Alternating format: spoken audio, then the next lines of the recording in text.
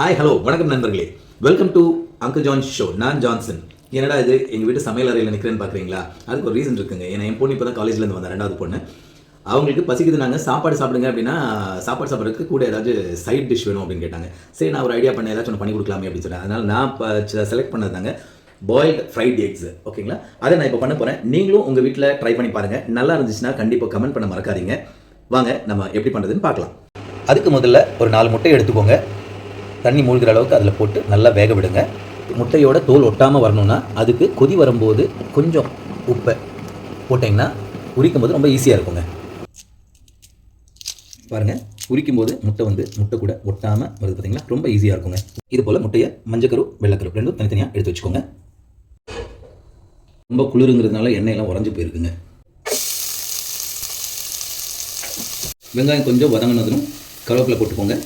அதுக்கப்புறம் ஸ்லிப் பண்ணி வச்சுருக்க பச்சை மிளகாய் ஒரு 2-3, 1 டீஸ்பூன் ஜிஞ்சர் கார்லிக் பேஸ்ட்டுங்க, 1/2 டீஸ்பூன் மிளகாத்தூள், 1/4 டீஸ்பூன் மஞ்சத்தூள். நல்லா சால்ட் பண்ணுங்கள்.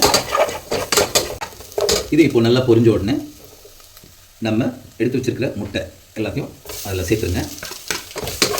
நல்லா கலக்கி விடுங்க.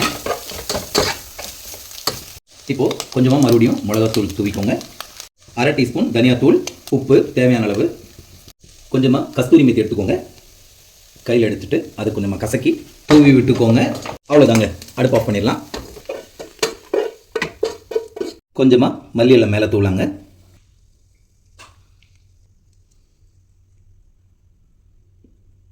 பாருங்கள் வியூவர்ஸ், நல்லா இருக்கா? இது இப்போ நான் சாப்பிட்டு காமிக்கிறேன்.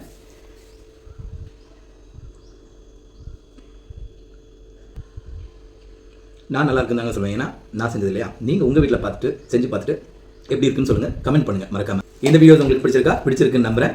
அடுத்தடுத்த வீடியோக்குள்ள உங்களை நான் சந்திக்கிறேன் with different types of topics. Till then, bye from Uncle John Show. See you all. Bye bye.